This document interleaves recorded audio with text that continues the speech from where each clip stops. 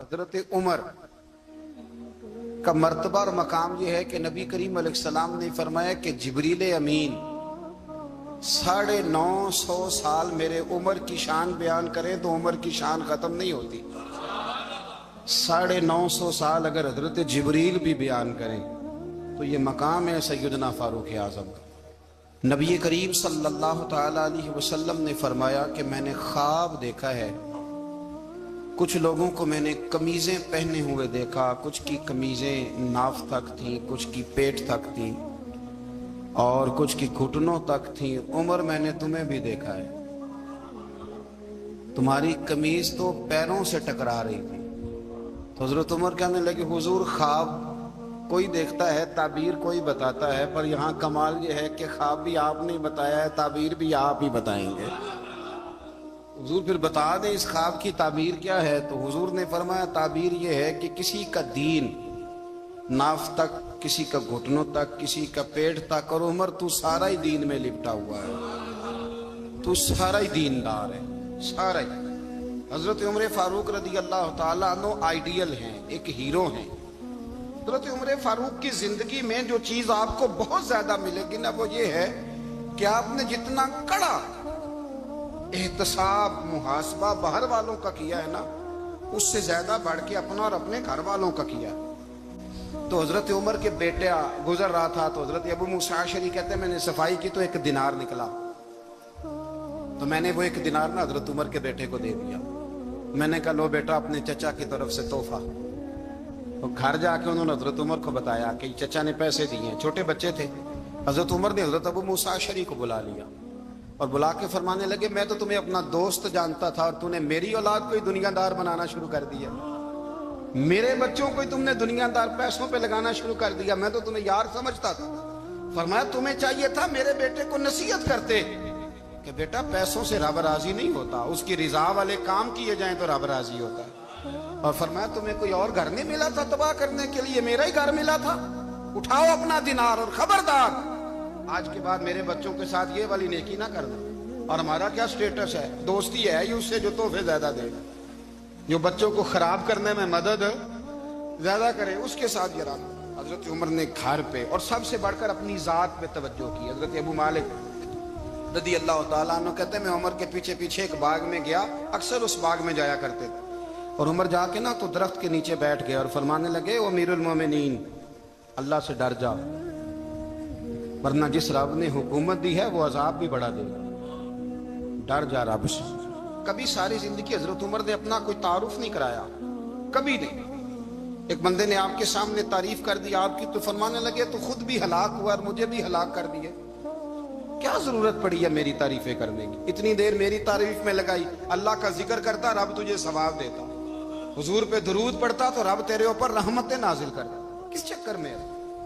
आज जितना अच्छी कोई खुशामद करे उतनी अच्छी वजारत मिलती है, जितनी अच्छी उसको जो है वो चापलूसी करनी आया दर्जा भी उसे उतना ही अच्छा मिलता है। हजरत उमर फारूक रदी अल्लाह ताला अन्हु आपके बेटे कहते हैं, साहिब फतूह शाम ने लिखा है, आपके साहिबजादे कहते हैं मैं निकला तो मेरे अब्बा जी ना अपनी पुश्त पर मशकीजा रख के कुएं से पानी भर के आ रहे, मैं दौड़ के आगे गया, मैंने कहा अब्बा जी मुझे दे दे। फरमाने लगे बेटा तेरा क्या ख्याल है, कोई और नहीं था मशकीजा भर के लाने के लिए, तेरा क्या ख्याल है? कहा अब्बा जी बड़े लोग थे पर आप क्यों उठा रहे हैं? फरमाने लगे नफ्स ना जरा मेरा बड़ा हो गया था, इसे जरा जलील कर रहा हूं, जरा अपना मुहासबा कर रहा हूं, ये मुझे कह रहा था तो बड़ी चीज है, तो मैं ना अभी मशकीजा घर रख के आऊंगा, फिर तेरी माँ ने मुझे कहा है कि घर में लकड़ियां कोई नहीं जलाने के लिए, फिर मैं जंगल से लकड़ियां काट के लाऊंगा। अमीरुल मोमिनीन बन के ना तो मेरा नफ्स थोड़ा बड़ा हो गया। अब यकीन करें हमारा आजमा खराब हो जाता है जब तक हमारा तारुफ सही ना हो, हमारा तारुफ ठीक ना हो, मैं ये होता हूं मैं वो होता हूं, छोड़ मिट्टी देते मिट्टी रहना ही, मिट्टी देते मिट्टी देते मिट्टी रहना ही, एवी कादी बल्ले बल्ले अज मिट्टी दे उत्ते बंदिया ते कल मिट्टी दे थल्ले, मिट्टी देते मिट्टी रहना ही, कादी बल्ले, मुझे पूछ लो मुझे जान लो मेरा नाम ले लो, मैं भी आया हूं, मैं भी होता हूं, मेरा भी ये तज़किरा है। जिसको अपना तारुफ कराना पड़ गया उससे भी ज्यादा कमजोर कोई है, फोटो में दिखाता फिरता है फलाने के साथ फोटो फलाने, तो कमजोर बंदा ये काम कर। हजरत उमर फारूक अल्लाह अकबर। हजरत उमर जैसा बंदा, 24 लाख मुरब्बा मील का हुक्मरान, और शाह रूम को खत लिख के कहता है मैं मिन्नत नहीं करता, मैं हुक्म देता हूं। ना तगड़ा बंदा। जंगे कादसिया के लिए हजरत साद बिन नबी वकास को भेजा, फतुह शाम पढ़ के देखें। हजरत उमर बड़े परेशान हैं, इतने दिन हो गए कोई रिपोर्ट ही नहीं आई। अब तो मोबाइल है ना, तो एक एक मिनट की रिपोर्ट लें आप, बल्कि आप एक एक मिनट की फोटो लें आप, रिपोर्ट तो दूर रह गई। हजरत उमर फारूक रदी अल्लाह ताला अन्हु बड़े परेशान है कि कादसिया में हजरत साद बिन नबी वकास के साथ लोग जिहाद करने गए, रिपोर्ट कोई नहीं आ रही। इतने परेशान थे कि बाहर निकल के ना उस रास्ते पे बैठ जाते जो रास्ता कादसिया की तरफ से आता था। जो भी आता जाता पूछते जंग के क्या हालात है। उधर जब अल्लाह ने फतह दे दी ना, तो हजरत साद बिन नबी वकास रदी अल्लाह ताला अन्हु ने एक कासिद को खत दे के भेजा, कहने लगे उमर के पास जाओ, उन्हें इत्तला दो कि अल्हम्दुलिल्लाह अल्लाह ने इस्लाम को फतह अता कर दी। ये हजरत उमर को जाके देना। वो बड़े परेशान होंगे। वो जो उस जमाने में इस तरह होता था कि कई दूर दूर से सहाबा जो दूसरे शहरों के मुल्कों के रहने वाले होते थे, वो भी आके शामिल हो जाते थे जिहाद में। कोई एक दफा मदीने आया, कोई 2 दफा आया, फिर अपने अपने इलाकों में। बहुत सारे लोगों ने ज्यादा दफा हजरत उमर को देखा भी नहीं था। वो जो कासद खत लेके आया था ना, उसने एक आध दफा देखा था, हजरत उमर बूढ़े हो गए, वो पहचानता नहीं था। उधर से वो खत लेके आ गया। हजरत उमर मदीने से बाहर निकल के उस रोड पे बैठे थे जो कादसिया से आता था। जब उस आदमी को आते देखा तो हजरत उमर उठ के खड़े हो गए, फरमाने लगे कादसिया से आ रहे हो? वो क्या कहता है? फटे पुराने कपड़े, टूटे हुए जूते, सर पे पुरानी पगड़ी। कहने लगे गुलाम मदीने के रहने वाले हो? हजरत उमर कहने लगे हाँ मदीने का हूं। कहा मैं कादसिया से आया हूं, अल्हम्दुलिल्लाह अल्लाह ने इस्लाम को फतह दे दी है, अल्हम्दुलिल्लाह कुफर की कमर टूट गई है। उसने ये बात करके तो घोड़े को एड़ी लगाई, घोड़ा दौड़ने लगा मदीने के। हजरत उमर भी साथ साथ दौड़ रहे। फरमाने लगे अच्छा बताओ खालिद बिन वलीद का क्या हाल है? थोड़ा आगे जाके फरमाने लगे उसामा बिन ज़ैद कैसे है? वो कहते ठीक है। फिर उसने और घोड़ा, उमर साथ साथ दौड़ रहे हैं, साथ साथ। 24 लाख मुरब्बा मील का हुक्मरान, एक जूता पैर से निकल गया, उमर दौड़ रहे हैं। आगे जाके पूछते हैं साद बिन नबी वकास का क्या हाल है? तो हुजूर वो भी ठीक है। कितने लोग मेरे शहीद हो गए मुसलमानों में से? कहने लगा सही गिनती का नहीं पता, ये लफ्ज अदा होते होते मदीने की सरहद आ गई। लोगों ने उमर को घोड़े के साथ दौड़ते देखा तो कहा अमीरुल मोमिनीन क्यों दौड़ रहे हैं? वो गुलाम छलांग लगा के नीचे आया, कदमों में बैठ गया। कहने लगा हुजूर आपने बताया ही नहीं आप अमीरुल मोमिनीन है। आप फरमाने लगे क्या बताता?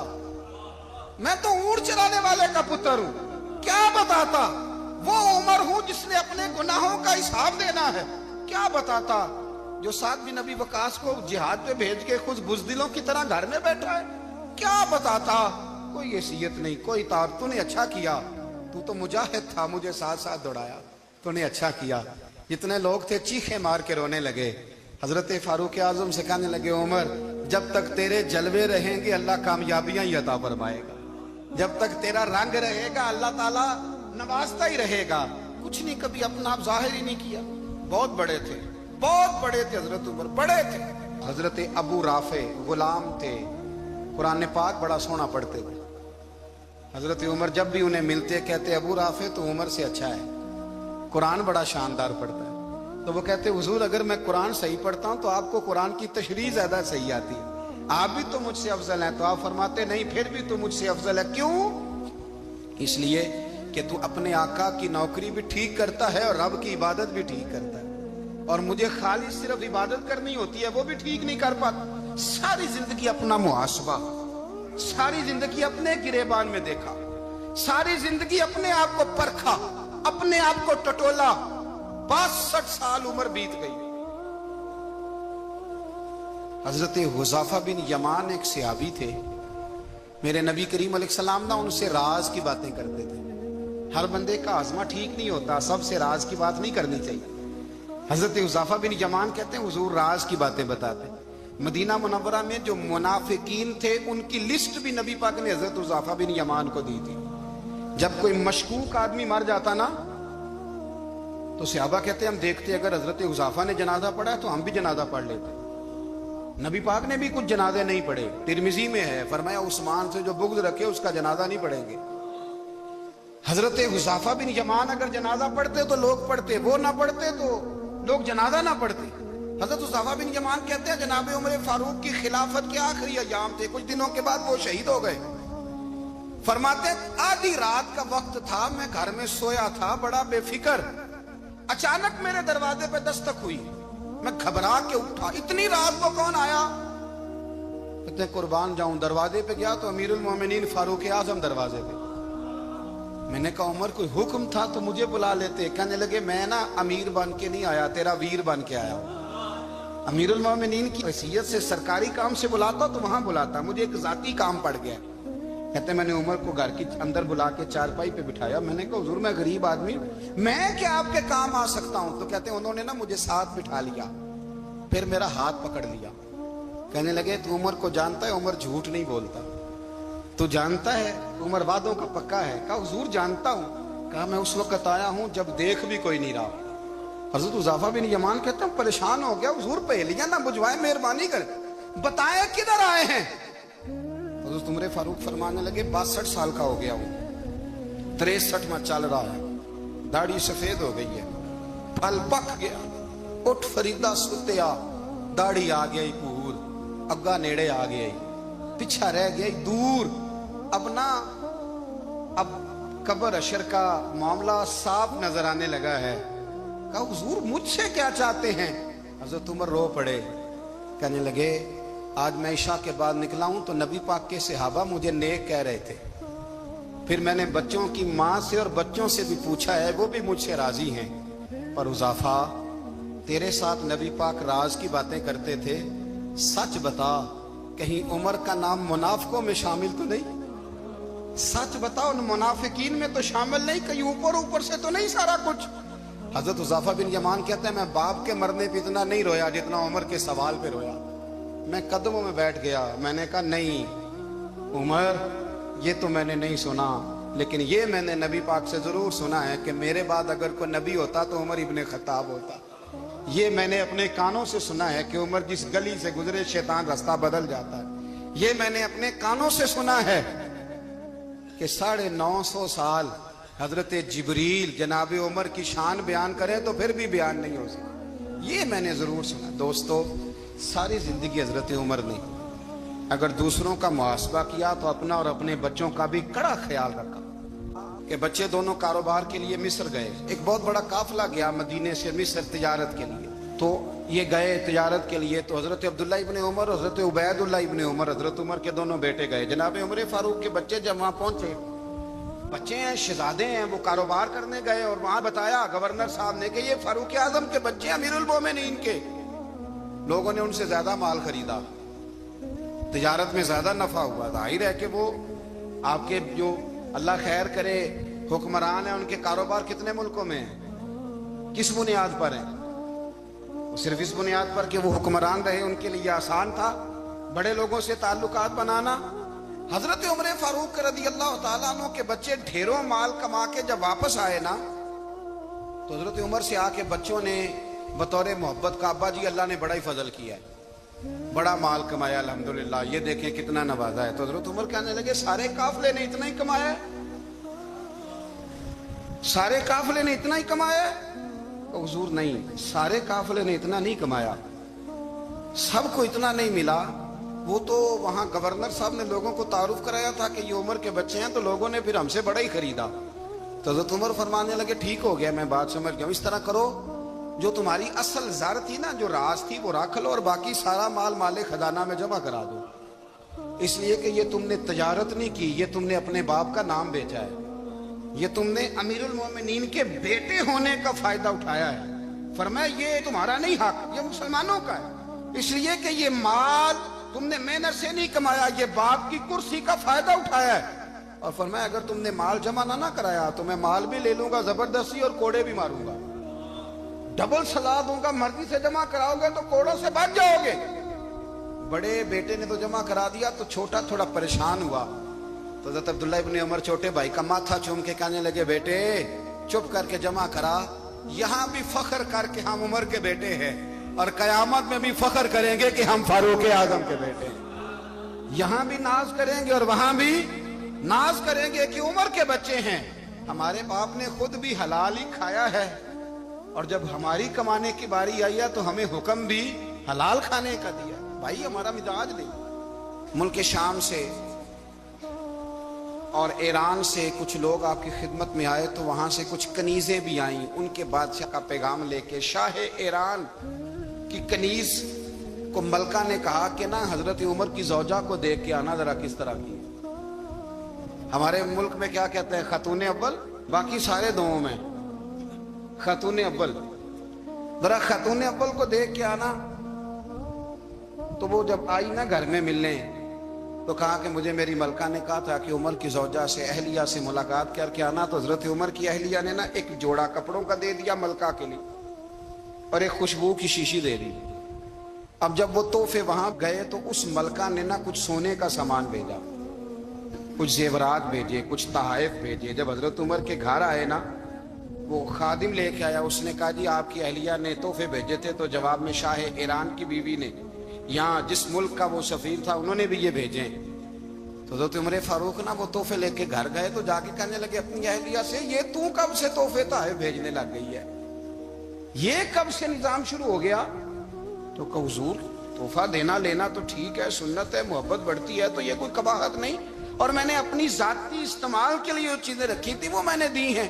تو حضرت عمر فاروق رضی اللہ تعالیٰ عنہ فرمانے لگے، ہم نے کسی ملک کے ساتھ اور اس کے بادشاہ کے ساتھ ذاتی تعلق نہیں بنانا، تعلق جو بھی بنے گا رسول اللہ کے دین کی برکت سے بنے گا۔ ذاتی رشتے نہیں ہم نے قائم کرنے، ذاتی۔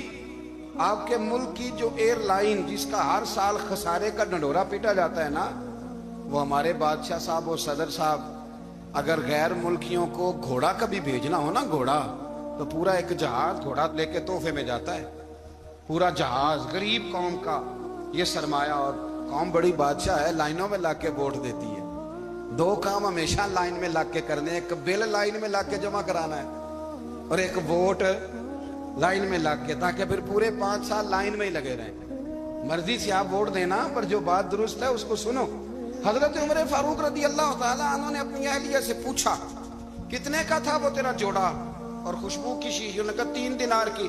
فرمایا یہ 3 دینار تیرے، اور باقی جو تحفے آئے ہیں وہ تو خود کہہ، چونکہ اس نے تیرے نام بھیجے ہیں، تو کہہ کہ میں مال غنیمت میں دیتی ہوں، تو کہہ میں مسلمانوں کو کہہ۔ تو زوجہ ہنس پڑی، کہنے لگی میں نام بھی کہوں تو مجھے کہنا تو پڑے گا ہی، کہنا تو میں نے ہے ہی، کیونکہ سامنے عمر فاروق ہیں۔